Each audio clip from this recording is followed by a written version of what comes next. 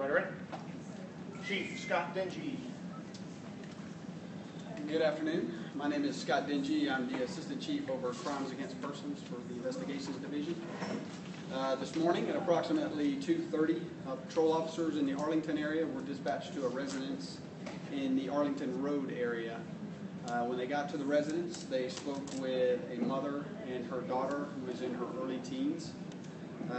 The mother and the daughter said that that Thursday night around 11 o'clock or so they got into an argument, as teenagers will do with their parents. The juvenile became very angry during this argument and then decided that she was going to run away from home. So she left the apartment at approximately 11:30 Thursday night. She wanted to walk to a relative's house who lived in the Arlington area as well, which she did. That apartment is in the area of Fort Caroline Road and Townsend Boulevard. According to the family members and the juvenile arrived at that apartment at approximately midnight, somewhere around that time, and spoke with one of the family members there about the issues that were going on with her mom. The family member offered to give the juvenile a ride home, but the juvenile declined. She said that she had someone to meet, and she left that apartment on foot at approximately 12:30. The juvenile says that she was walking westbound on Fort Caroline Road from Townsend Boulevard when an unknown black male who was across the street at the time began to yell at her, "Hey, come here," repeatedly. She says that she ignored this person and continued to walk westbound on Fort Caroline. She said that the male then ran across the road, grabbed her by the arm, and dragged her into a wooded area there along Fort Caroline Road. She said that the male was angry, asked her why she hadn't answered him. She told him that she had to go home.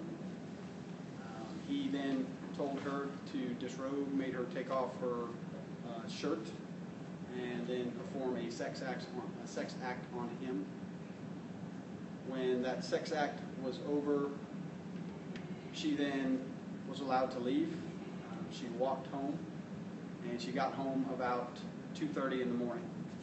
When she got home, she told her mother what had happened, and her mother then called the police. The juvenile described the suspect as a tall, thin black male with long dreadlocks, wearing a black jacket, gray sweatpants, and red and black shoes.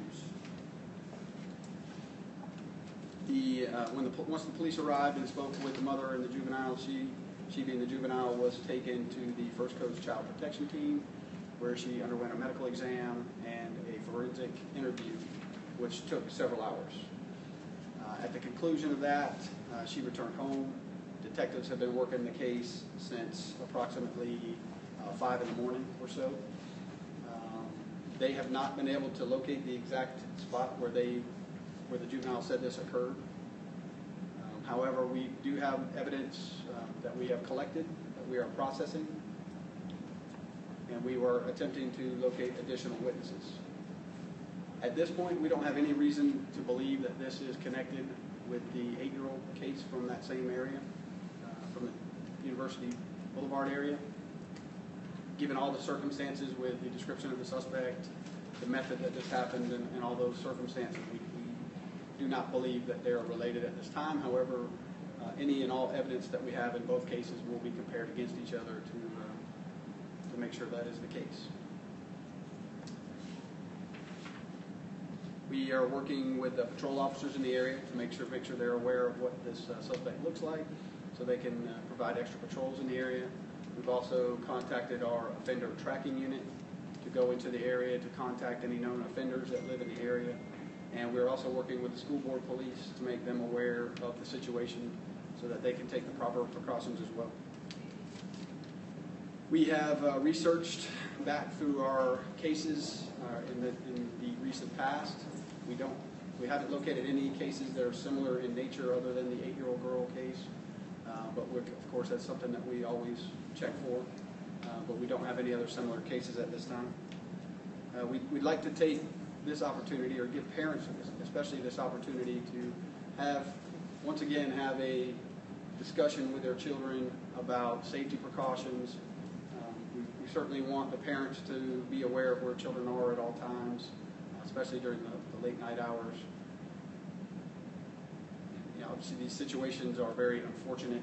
We don't want anyone to be victimized, so anything that parents can do to help us or help themselves and their family members out is always good to do, especially having those conversations beforehand. Anyone with information in this case can contact the Sheriff's Office at 630-0500, or they can contact First Coast Crime Stoppers at 1-866-845-TIPS, where they can remain anonymous and potentially receive a reward in this case if anybody has any information about who this subject may be or had seen something on Fort Caroline Road or around the Townsend Boulevard area. Again, sometime around midnight, 12:30, 1 o'clock in the morning, or knows anything other than that, please let us know. Any questions? Stephanie Brown, WOKV, the victim in this case, mentally obviously probably concerning, but physically she's okay? Yeah, physically she has no injuries. And so you have two similar, although not believed to be related situations in the immediate area. I mean, is that concerning to police? What do you want parents to know here? Well, yeah, any case, period, is concerning to us. One case is one too many, so obviously that's always a concern. Understanding the location of where the 8-year-old girl was sexually battered, we certainly understand the concern of residents in that particular area, but that can happen anywhere, unfortunately, in today's day and age. So, again, we suggest that parents have that conversation with their kids about safety, about going in groups, about being together, about knowing where their kids are at all times. Dan Scanlon, Times Union. What's the age range for this victim? She's in her young teens. Yep. Deanna with Action News. Can you tell us how far the walk was from her mother's house to the other relative's house? It's between 3 to 4 miles. It's a fairly significant walk. How confident are you, Kamasi, you're in Channel 4, how confident are you in this young woman's story, what she's telling you? We do have some investigative concerns that we're working through, but with all victims, we take everything at face value until we can prove differently. We do that in all our cases. I have no reason to think this didn't occur, but we do have some investigative concerns that we're going to check into, of course. In the time that the child or young teen had gone to a relative's house, was the mother actively looking for her at that point? Was she communicating with the relatives where she went? She was not. I can't say if the mother knew that she was specifically going to that apartment.